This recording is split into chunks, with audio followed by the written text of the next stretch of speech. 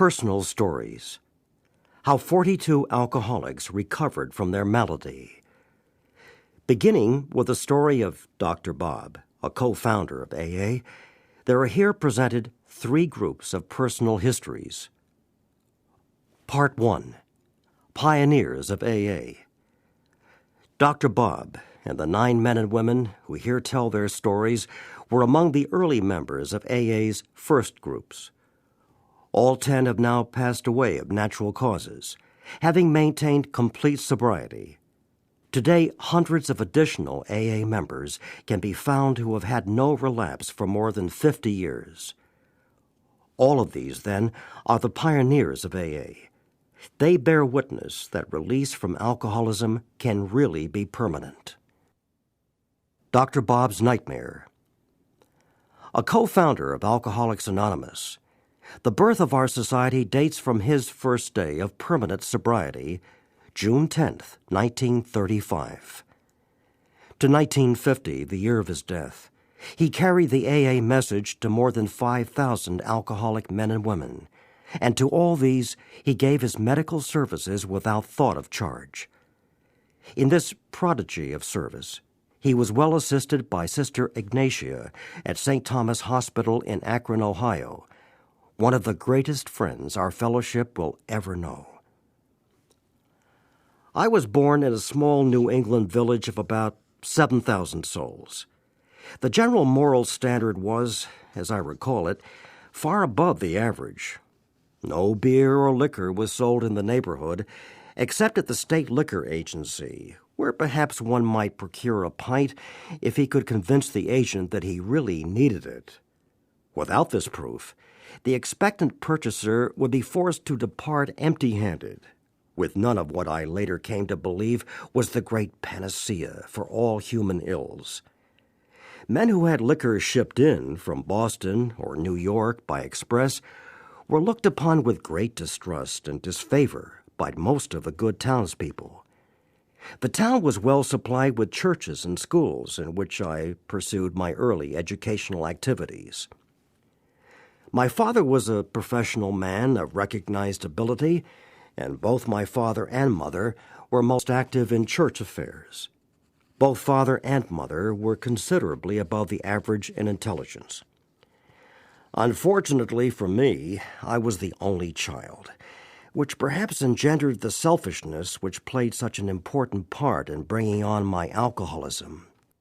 From childhood through high school, I was more or less forced to go to church, Sunday school, and evening service, Monday night Christian Endeavor, and sometimes to Wednesday evening prayer meeting. This had the effect of making a resolve that when I was free from parental domination, I would never again darken the doors of a church. This resolution I kept steadfastly for the next 40 years, except when circumstances made it seem unwise to absent myself. After high school came 4 years in one of the best colleges in the country, where drinking seemed to be a major extracurricular activity. Almost everyone seemed to do it. I did it more and more, and had lots of fun without much grief, either physical or financial. I seemed to be able to snap back the next morning better than most of my fellow drinkers, who were cursed, or perhaps blessed, with a great deal of morning after nausea. Never once in my life have I had a headache, which fact leads me to believe that I was an alcoholic almost from the start. My whole life seemed to be centered around doing what I wanted to do, without regard for the rights, wishes, or privileges of anyone else, a state of mind which became more and more predominant as the years passed. I was graduated summa cum laude in the eyes of the drinking fraternity, but not in the eyes of the dean. The next 3 years I spent in Boston, Chicago, and Montreal in the employ of a large manufacturing concern, selling railway supplies, gas engines of all sorts, and many other items of heavy hardware. During these years I drank as much as my purse permitted, still without paying too great a penalty, although I was beginning to have morning jitters at times. I lost only a half day's work during these 3 years. My next move was to take up the study of medicine, entering one of the largest universities in the country. There I took up the business of drinking with much greater earnestness than I had previously shown. On account of my enormous capacity for beer, I was elected to membership in one of the drinking societies and soon became one of the leading spirits. Many mornings I've gone to classes, and even though fully prepared, would turn and walk back to the fraternity house because of my jitters, not daring to enter the classroom for fear of making a scene should I be called on for recitation. This went from bad to worse until sophomore spring, when after a prolonged period of drinking, I made up my mind that I could not complete my course. So I packed my grip and went south to spend a month on a large farm owned by a friend of mine. When I got the fog out of my brain, I decided that quitting school was very foolish and that I had better return and continue my work. When I reached school, I discovered the faculty had other ideas on the subject. After much argument, they allowed me to return and take my exams, all of which I passed creditably. But they were much disgusted and told me they would attempt to struggle along without my presence. After many painful discussions, they finally gave me my credits, and I migrated to another of the leading universities of the country and entered as a junior that fall. There my drinking became so much worse that the boys in the fraternity house where I lived felt forced to send for my father, who made a long journey in the vain endeavor to get me straightened around. This had little effect, however, for I kept on drinking and used a great deal more hard liquor than in former years. Coming up to final exams, I went on a particularly strenuous spree. When I went in to write the examinations, my hand trembled so I could not hold a pencil. I passed in at least 3 absolutely blank books. I was, of course, soon on the carpet, and the upshot was that I had to go back for 2 more quarters and remain absolutely dry if I wished to graduate. This I did, and proved myself satisfactory to the faculty, both in deportment and scholastically. I conducted myself so creditably that I was able to secure a much coveted internship in a western city where I spent 2 years. During these 2 years, I was kept so busy that I hardly left the hospital at all. Consequently, I could not get into any trouble. When those 2 years were up, I opened an office downtown. I had some money, all the time in the world, and considerable stomach trouble. I soon discovered that a couple of drinks would alleviate my gastric distress, at least for a few hours at a time, so it was not at all difficult for me to return to my former excessive indulgence. By this time, I was beginning to pay very dearly physically, and in hope of relief, voluntarily incarcerated myself at least a dozen times in one of the local sanitariums. I was between Scylla and Charybdis now, because if I did not drink, my stomach tortured me, and if I did, my nerves did the same thing. After 3 years of this, I wound up in the local hospital where they attempted to help me. But I would get my friends to smuggle me a quart, or I would steal the alcohol about the building so that I got rapidly worse. Finally, my father had to send a doctor out from my hometown who managed to get me back there in some way, and I was in bed about 2 months before I could venture out of the house. I stayed about town a couple of months more, and then returned to resume my practice. I think I must have been thoroughly scared by what had happened, or by the doctor, or probably both, so that I did not touch a drink again until the country went dry. With the passing of the 18th Amendment, I felt quite safe. I knew everyone would buy a few bottles or cases of liquor as their exchequers permitted, and that it would soon be gone. Therefore, it would make no great difference, even if I should do some drinking. At that time, I was not aware of the almost unlimited supply the government made it possible for us doctors to obtain. Neither had I any knowledge of the bootlegger who soon appeared on the horizon. I drank with moderation at first, but it took me only a relatively short time to drift back into the old habits which had wound up so disastrously before. During the next few years, I developed two distinct phobias. One was the fear of not sleeping, and the other was the fear of running out of liquor. Not being a man of means, I knew that if I did not stay sober enough to earn money, I would run out of liquor.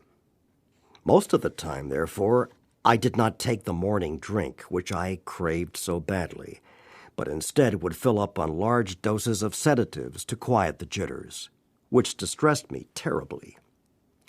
Occasionally, I would yield to the morning craving, but if I did, it would be only a few hours before I would be quite unfit for work. This would lessen my chances of smuggling some home that evening, which in turn would mean a night of futile tossing around in bed, followed by a morning of unbearable jitters.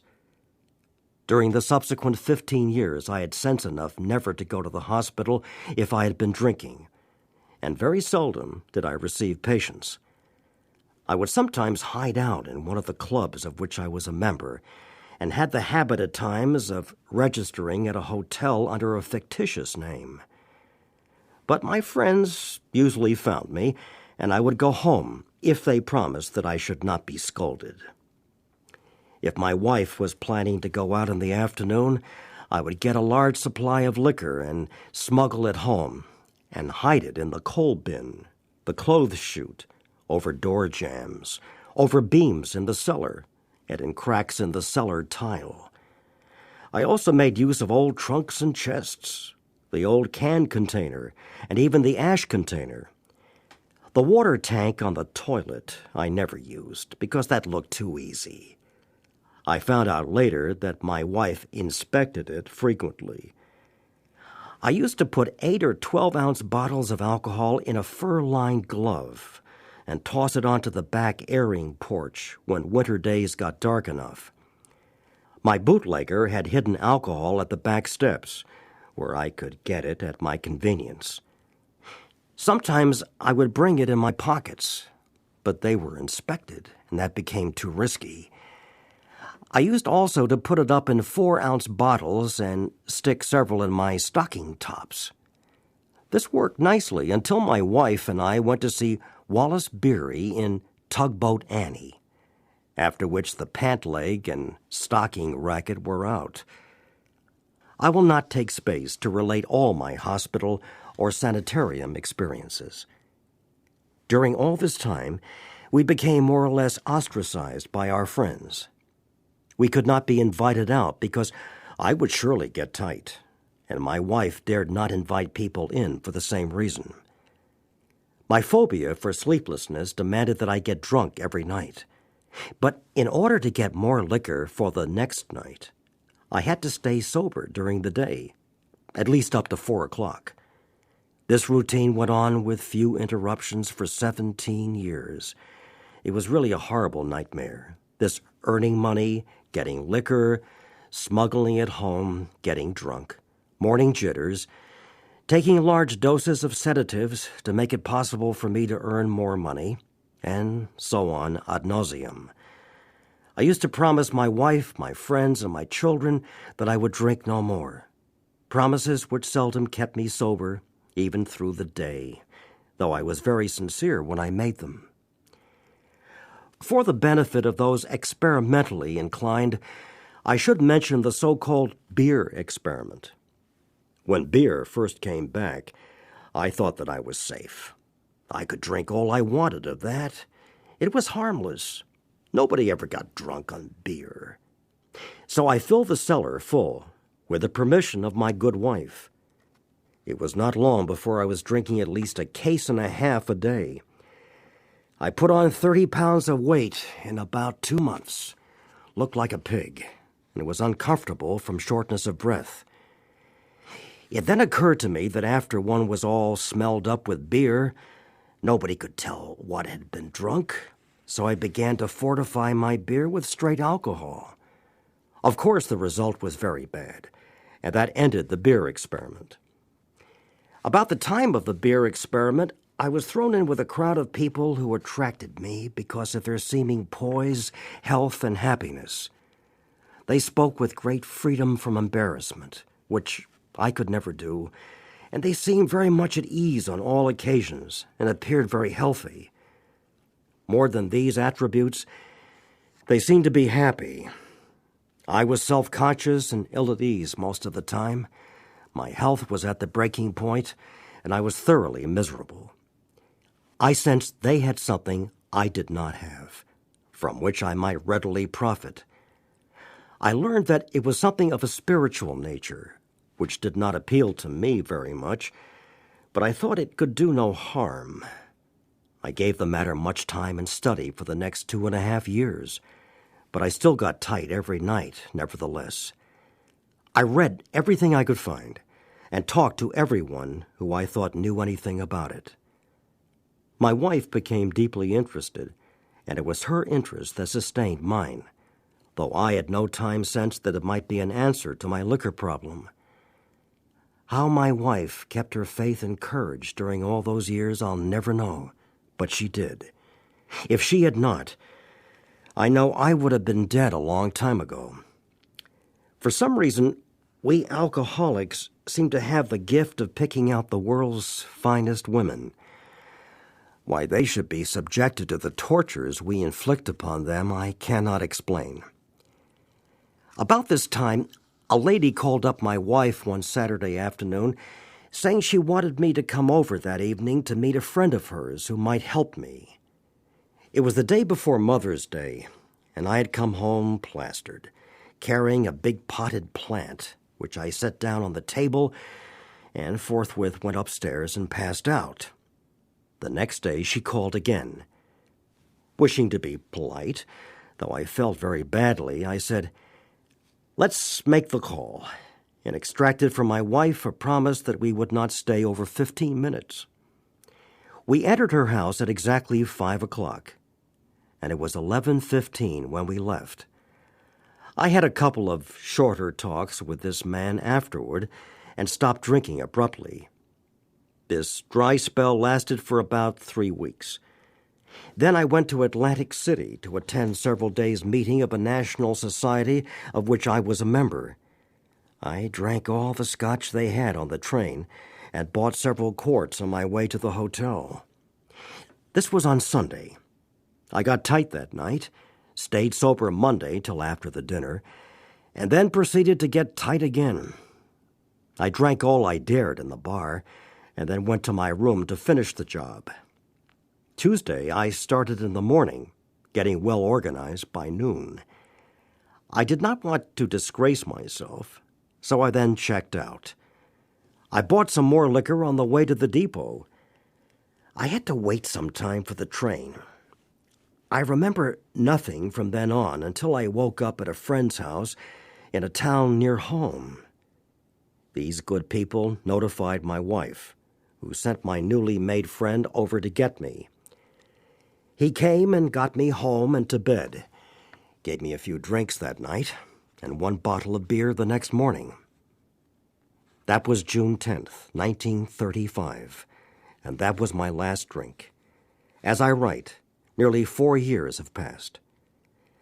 The question which might naturally come into your mind would be, what did the man do or say that was different from what others had done or said? It must be remembered that I'd read a great deal and talked to everyone who knew, or thought they knew, anything about the subject of alcoholism. But this was a man who had experienced many years of frightful drinking, who had had most all the drunkard's experiences known to man, but who had been cured by the very means I had been trying to employ, that is to say, the spiritual approach. He gave me information about the subject of alcoholism which was undoubtedly helpful. Of far more importance was the fact that he was the first living human with whom I had ever talked who knew what he was talking about in regard to alcoholism from actual experience. In other words, he talked my language. He knew all the answers, and certainly not because he had picked them up in his reading. It is a most wonderful blessing to be relieved of the terrible curse with which I was afflicted. My health is good, and I have regained my self-respect and the respect of my colleagues. My home life is ideal, and my business is as good as can be expected in these uncertain times. I spend a great deal of time passing on what I learned to others who want and need it badly. I do it for 4 reasons. 1. Sense of duty. 2. It is a pleasure. 3. Because in so doing, I am paying my debt to the man who took time to pass it on to me. 4. Because every time I do it, I take out a little more insurance for myself against a possible slip. Unlike most of our crowd, I did not get over my craving for liquor much during the first 2½ years of abstinence. It was almost always with me. But at no time have I been anywhere near yielding. I used to get terribly upset when I saw my friends drink and knew I could not. But I schooled myself to believe that though I once had the same privilege, I had abused it so frightfully that it was withdrawn. So it doesn't behoove me to squawk about it, for, after all, nobody ever had to throw me down and pour liquor down my throat. If you think you are an atheist, an agnostic, a skeptic, or have any other form of intellectual pride which keeps you from accepting what is in this book, I feel sorry for you. If you still think you are strong enough to beat the game alone, that is your affair. But if you really and truly want to quit drinking liquor for good and all, and sincerely feel that you must have some help, we know that we have an answer for you. It never fails, if you go about it with 1/2 the zeal you have been in the habit of showing when you were getting another drink. Your Heavenly Father will never let you down.